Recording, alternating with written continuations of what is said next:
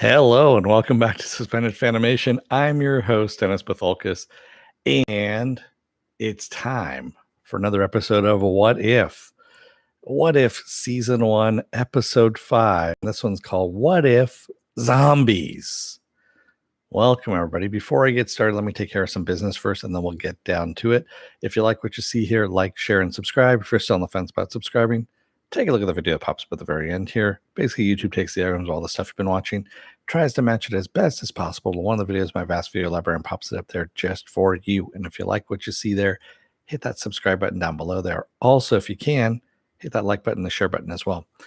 And if you want to know when I'm going to be on live again next, you get the bell down below. It's a 50-50 chance of YouTube actually notifying you. Best thing to do is go to suspendedfanimation.com.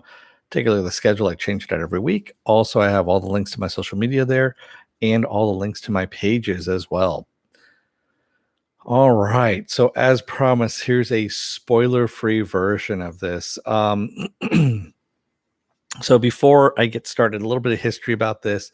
Back in 2005, there was a 5-issue limited run that was done in Marvel that Robert Kirkman actually wrote this. So Robert Kirkman being hot on the Walking Dead, and he also had the movie, the TV series going at the same time. He ended up doing Marvel Zombies. It was a 5-issue run. Turned out to be very popular, and they had many sequels that were spawned, and it got so much that actually Ash from Ash versus Evil Dead, or Ash, from the Evil Dead series, is in canon now in Marvel Comics as having started the Marvel zombie apocalypse, if you will, using the Necronomicon. Did it by accident, of course, but still, yes, he is he's the person who actually started that in the comics. So what they've done is they've taken kind of loosely that series and kind of ported it over to the MCU. What would have happened if this happened in the MCU kind of thing?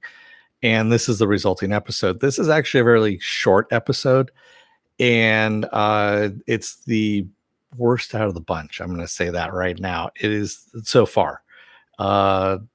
This is episode 5, and this is the worst episode we've had out of the bunch. It still wasn't bad, but it still wasn't good either. And that's pretty much all you need to know for non-spoiler version of this. Is that it's not that great. It's still not bad. Like I said, the animation's pretty. There's really no gore in any of this. And that's pretty much where it stands. So without further ado, spoiler alert, I am going to spoil the episode. If you have not seen the episode, go and watch it. Come on back. This will be a video. You can comment down below in the comment section. You have been warned. Okay? Yes. All right.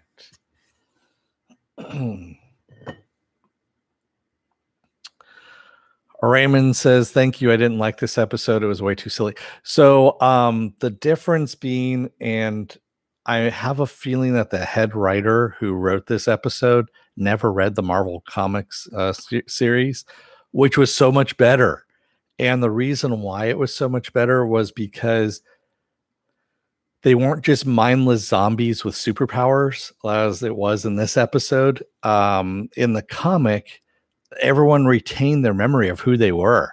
They knew that they had been infected, and it was the hunger that was gnawing at them that, no pun intended in that, of course, that actually drove their actions, which made them more animalistic because they tried to hold out against that hunger and they couldn't. And that's actually what made a better story out of it, was because you had these heroes that were infected and were trying to actually find a cure and everything like that. Whereas this just happened to be infected superheroes that have gone mindless zombie and are eating anything in sight, with other superheroes trying to stop them. So yes, Mr. Roboto, Robert Kirkman wrote it, so it was better. Yes, it was a better story. Hey Cheryl, how's it going? It had some funny lines in it, but it was fairly I didn't like the whole thing about Paul Rudd, the Ant-Man being brought back as a head. It was too Futurama for me, so it's just kind of a weird thing. Joker says different spin, plus I enjoyed using the B character sort of. Yeah, they did bring in, of course, from Ant-Man they had the Baba Yaga guy, and I'm blanking on his name, who of course is now Polka Dot Man in Suicide Squad. Kurt is his name. So David Dashmalian is the guy who played Kurt in the Ant-Man series. And then, of course, they bring him in. And Happy Hogan, we see him die as well here and become a zombie. And Mr. Roboto. So the other thing is you get a brief glimpse of it in the original comic. Hank Pym is actually turned into a zombie, and he kidnaps T'Challa, and he's trying to find a cure for the zombieism inside himself, but he's also parting out T'Challa. Basically, he's cutting off an arm, eating it to stave off the hunger, while also working on a cure. It's kind of gnarly. And T'Challa's still alive and everything. In this version, we get Vision has kidnapped T'Challa to part him out to Wanda, who's become a zombie. And yeah, so you get a brief glimpse of it. You see T'Challa's leg is gone. And that's about it. I mean, it's a blink and you miss it kind of thing. That's a throwback to it. And it didn't make much sense in this version. It was more powerful in the Kirkman version. I wish they had just kept it where the zombies actually retained their minds and knew who they were, knew that they were infected, and yet couldn't fight against the hunger. It would have been such a better story. It really would have. And also, for those of you playing at home, this is the second time in 5 episodes that Hank Pym has brought about the destruction of the Marvel Universe. So this is the second episode out of 5 that Hank Pym has destroyed the Marvel Universe.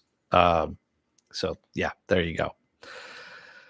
Because he was the one who brought back Janet from the quantum realm, who was infected. So yeah, it's all Hank's fault. Frinka quantum virus. Yeah. Philip says, I've been black pilled on just about everything lately. But I like this Zombie Avengers. Okay. You're saying you have been a negative Nancy on everything else? Is that what it is? Mork says, I didn't like that again. Hank Pym is the cause of the issue. Zombie Iron Man was fun. Head Ant-Man was Futurama-like, and I hate Ant-Man, so yeah. And yeah, Zombie Thanos. Zombie Thanos was missing one gem, Morks. He did not have the mind gem, which is, of course, Vision had given to Peter to avenge him, of course, and become. We also find out the mind gem holds off the zombies for some reason, and that can actually cure zombieism. That's how Ant-Man became not a zombie anymore and became a living head, which was kind of a weird thing. And yes, I agree with you, Raymond. Peter was making Zombieland videos, which, yeah, it was just, I don't know. Like I said, this was not the best episode out of the series so far that we've seen. And again, if you had these characters retain their persona or retain their minds, and having Tony trying to find a cure for it while infected, or even Bruce for that matter. You could have had Bruce as the Hulk, and the Hulk is just going ape shit because he's a zombie. They're zombified at this point, and he wants out to go and eat. I know he doesn't. Zombie Dennis does not wear pants. It's like regular Dennis. He doesn't wear any pants. So, what else do we have here? More because the zombie virus was something in the brain gland. I don't know what it was. we won't know. And that whole thing, again, this is another cliffhanger thing where the group are flying back to Wakanda. The group being, of course, Peter, Sharon. No, Sharon had been eaten. That's right. Hope. That's right. No, Hope had already turned as well. God, who was left? It was T'Challa, Peter, and fuck, I'm blanking on who the third person was that was left. But they're just flying back to T'Challa to Wakanda in order to use the technology there to increase the mind gem and save everybody. Yeah. So, and that kind of left off in the cliffhanger because, of course, we have zombie Thanos, who now has almost the complete Infinity Gauntlet coming back. So, of course, he's going to go after Wakanda. Yeah. So we also know that Aunt May died. And then also we have this is the first instance also where I think Peter has actually mentioned Ben Parker by name is in this episode. He hasn't mentioned him in the movies. Hasn't said Uncle Ben or anything like that. They haven't uttered that word or that name. I think Aunt May has said Ben, but that's about it. Yeah. Raymond K. Ant-Man, thank you. Ant-Man was the head in there. That's why, because yeah. And yes, Doctor Strange Cape was the real hero of the story. Without Doctor Strange Cape, they all would have been screwed a long time ago. Because I mean, I think he saved everybody, right? He saved Bruce Banner. Yeah, he saved Ant-Man. He saved Peter, of course, the Cape. Yeah, the Cape pretty much was the one that, yeah.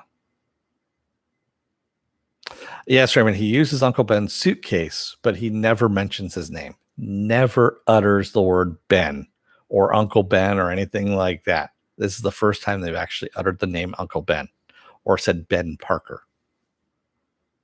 So, yeah. So, yeah, there was a lot of problematic things with this episode. But again, like I said, it's Marvel. Even Marvel's bad stuff is still damn good. And it was still fun. It was very short. This episode was actually, I believe, the shortest out of all of them, if I'm not mistaken, with a runtime of, drumroll please. I don't have a runtime on this. Huh. Okay. I want to say it was like 22 minutes or something like that. I mean, it was very, very short. I remember because I watched it early this morning and I was wondering if I was going to have enough time, getting to work on time or something like that. And then all of a sudden I was like, nope, everything's good. Yeah. Uncle Ben Kenobi. The multiverse crossover that we all need. Yes.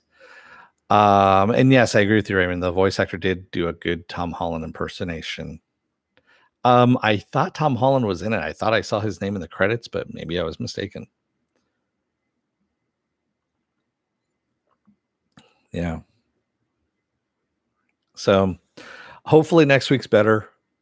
I know the trailer for it is out there right now. I just haven't watched it. I just happen to know that this one's going to be zombies because, of course, they put it out there. Zombies. And again, like I said, they just really kind of messed up Kirkman's really good plot that he had done. And again, I can't reiterate how good it was to actually retain their self-awareness, who they are, all that kind of stuff as zombies. It just made it much more of a pathos, if you will, for the other characters who were still living, who weren't zombified, to take down these characters that are just infected, right? Yeah.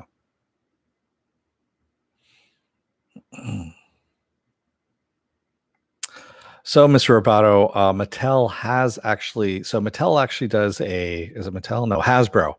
Hasbro Labs is what it's called, where they basically do a crowd fund for a new figure. And so they have a new Galactus figure that's like $350, $400. I can't remember what it is. It's bigger than this guy.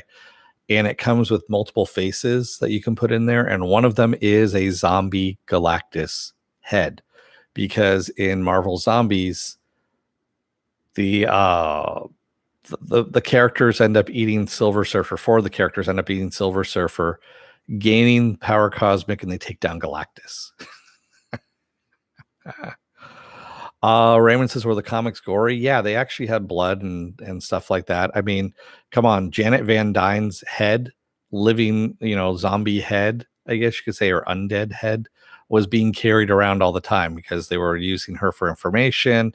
And then also, I think they were experimenting on her too, if I remember correctly. It's been a while. Again, it was 2005 that came out. So that's over 15 years. December 2005 to December to 2006 is where those came out. So you're talking about 15 years ago. Yeah. So, yeah, hopefully Hank Pym does not destroy the universe again for at least another couple episodes. I don't know what it is with the writers not, just hating Hank Pym for some reason. They're hating on him at this point. And also, not all What If comics were apocalyptic ending or ended on a bad note. Some of them actually ended well and were okay. They don't always have to be bleak and end in an apocalypse, which is what it seems like they're doing with this season or this series. You can actually have a happy ending and still have a what if going on. I mean, of course you have to pay extra for the happy ending. So,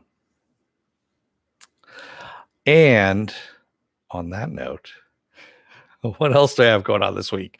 Well, tomorrow it's Morks's favorite show, Titans. That's right. Titans is going to be back tomorrow. Friday, I'm going to be off. Saturday is Saturday morning blast off, where I take the genre news of the week and any other genre stuff you guys want to talk about. And Sunday might be a new episode of Spoiler Alert. Basically, that's where you can talk all the shit you want about spoilers on stuff that's already come out. I don't want to talk about sneak previews or anything like that. We're talking about stuff that's been released to the public that everyone's got a chance to see at that point. Monday I'll be off. Tuesday will be another episode of Is It Worth My Time? Actually Monday I might not be off. Monday might be Why the Last Man, because that actually premieres on Monday. So we'll see how things work on that one. Depending on when FX releases it, it's FX on Hulu. So I don't know what their release date is, what their release time is on that, and if I have enough time to watch it and all that kind of stuff. And we'll see. I might have to switch things around on Is It Worth My Time and Why the Last Man. Excuse me.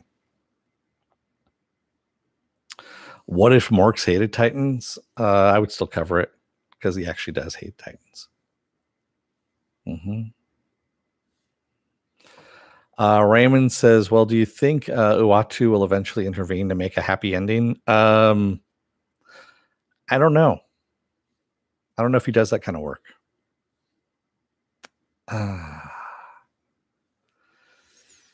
Penn says that was worse than a dick joke. It was worse than a dick joke, but it was still a dick joke, though, Penn. See what I did there? It still was a dick joke. I'm keeping with the theme. I don't know if Uatu will eventually intervene. In the comics, the mainstream comics, that's when he usually intervenes. The what ifs, he never really does. I think, although there was one time where Uatu, they did do a what if. What if Uatu basically just kind of fixed everybody's fucking problems and fucked up things even more, if I remember correctly? I think there was one like that where he just kind of stepped in and he's like, enough is enough. And he tried to solve everything and then he messed everything up even worse. Mork says, which what if comic would you like to see brought to the screen? Again, my favorite's still the Clone Saga one, but again, they've done that. It's now canon. It's part of the MCU because Ben Reilly is out there.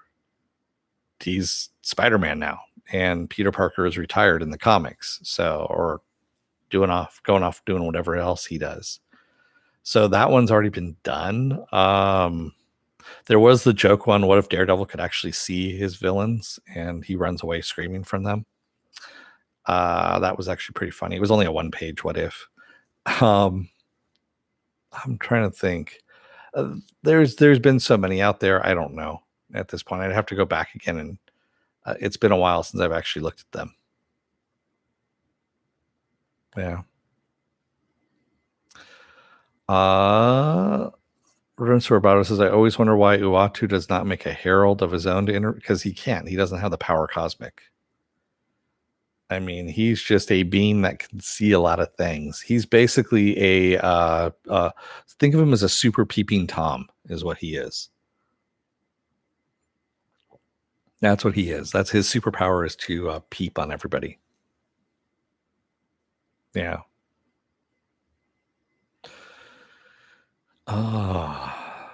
So with that said, I'm going to let you guys go for the night. Thank you to everybody who joined me tonight in the chat, and thank you if you made it this far in the video. If you're still on the fence about subscribing, take a look at the video that pops up at the very end here. Basically, YouTube takes the algorithms of all the stuff you've been watching and tries to match it as best as possible. One of the videos is my vast video library and pops it up there just for you. And if you like what you see there, hit that subscribe button down below there. And if you can, hit that like button, the share button as well. Tell your friends.